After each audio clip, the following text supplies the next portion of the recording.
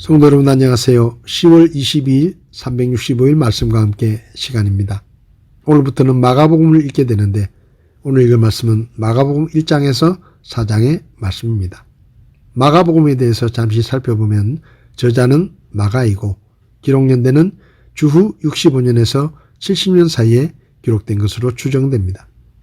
마가복음의 기록 목적은 그리스도의 순환을 기록하므로 핍박받는 이방인 성도들에게 격려하기 위해서이고 그리스도의 지상 행적을 기록으로 후대에 남기기 위해서 기록되었다고 볼 수 있습니다. 1장 1절은 하나님의 아들 예수 그리스도의 복음의 시작이라 라고 마가는 복음이 무엇인가에 대해 간결하게 선포하며 말씀을 시작합니다. 마가는 1장에서 침례 요한의 사역과 연이어 예수님의 활동을 기록하고 있습니다.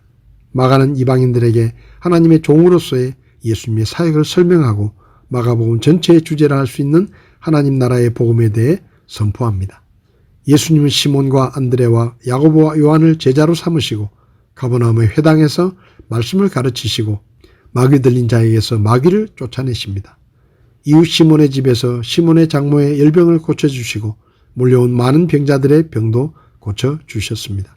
새벽에 일어나셔서 기도하시고 갈릴리 온 마을을 다니시며 전도하시고 병자를 고쳐주셨는데 특히 한 나병 환자를 고쳐주신 일은 상세하게 묘사됩니다. 이처럼 마가는 초반부터 예수님의 치유 사역을 소개하므로 인간의 질고를 담당하기 위해 오신 종의 모습을 부각시킵니다. 2장의 마비병자 치유 사건은 죄사함의 권세가 예수님께 있음을 분명히 드러내는 사건입니다. 그리고 2장 13절부터 예수님께 대적하는 무리가 드러나기 시작합니다. 이어지는 후반부의 금식과 안식일 논쟁은 의식과 전통보다는 인간과 그 내면 상태를 중시하는 예수님의 태도를 보여줍니다. 그리고 예수님은 자신을 안식일의 기준이라고 천명하심으로 모든 사물과 제도의 근원임을 나타내십니다. 2장에 이어 3장에서는 세 종류의 사람들, 무리들, 제자들, 반대자들이 등장합니다.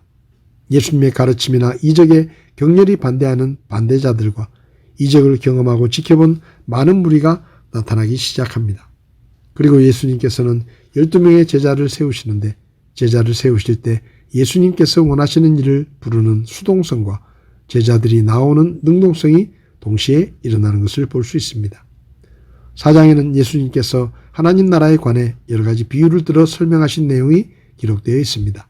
특히 마가는 비유를 통하여 신비로운 하나님 나라의 비밀을 그리고 거센 풍랑을 말씀으로 잔잔하게 하신 사건을 통해 예수 그리스도의 권위와 능력을 강조합니다.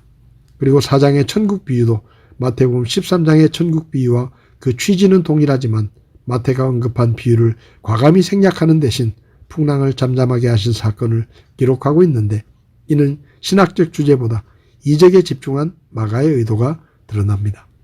예수님은 많은 사람 앞에서 씨 뿌리는 자의 비유를 가르치셨고 제자들과 함께 있을 때 그 비유의 해석을 말씀해 주셨습니다. 그리고 등불 비유와 저절로 자라는 씨의 비유, 겨자씨의 비유 등을 말씀하십니다. 예수님은 모든 가르침을 비유로만 말씀하셨고 나중에 조용한 시간에 제자들에게는 모든 비유들을 해석해 주셨습니다. 저녁 무렵에 예수님은 호수 건너편으로 가시기 위해 제자들과 함께 배를 타고 가던 중 큰 광풍이 일어나 배가 침몰할 위기에 놓이자 예수님은 말씀으로 바다와 바람을 잠잠하게 하셨습니다. 오늘 제 마음에 와닿은 말씀은 마가복음 4장 38절과 39절의 말씀입니다. 그분께서는 배 뒤쪽에서 베개를 빼고 주무시더라. 그들이 그분을 깨우며 그분께 이르되 선생님이여 우리가 죽는 것을 돌아보지 아니하시나이까 하매 그분께서 일어나 바람을 꾸짖으시며 바다에게 이르시되 잠잠하라 고요하라 하신즉 바람이 그치고 매우 고요하게 되거늘. 성경을 보면 예수님의 제자들이 배를 타고 갈릴리 호수를 건너다가 풍랑을 만난 사건이 나오는데 본문에는 제자들이 예수님과 함께 배를 타고 호수를 건너다가 풍랑을 만난 사건이 기록되어 있습니다.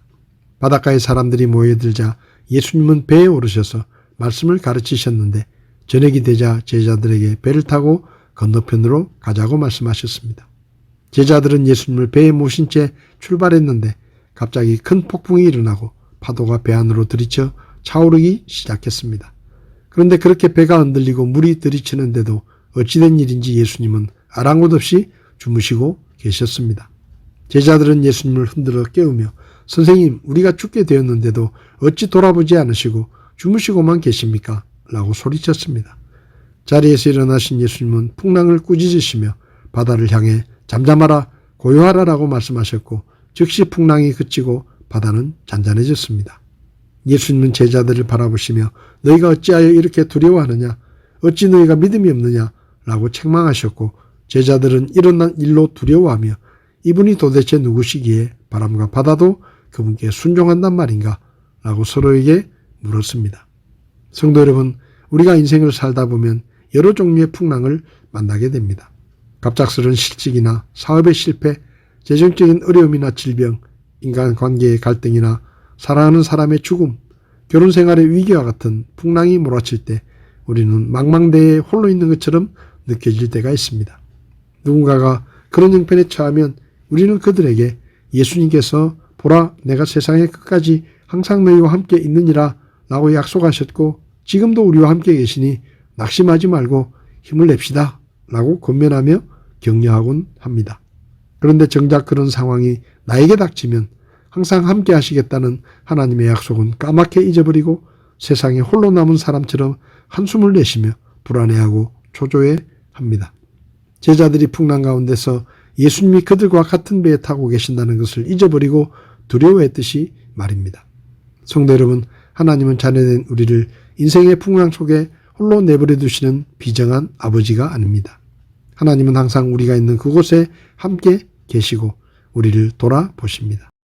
오늘 하루도 지금 여기에 나와 함께 하시는 하나님을 기억하고 주님의 손을 잡고 풍랑의 파도를 넘어가는 하루가 될 수 있기를 바랍니다.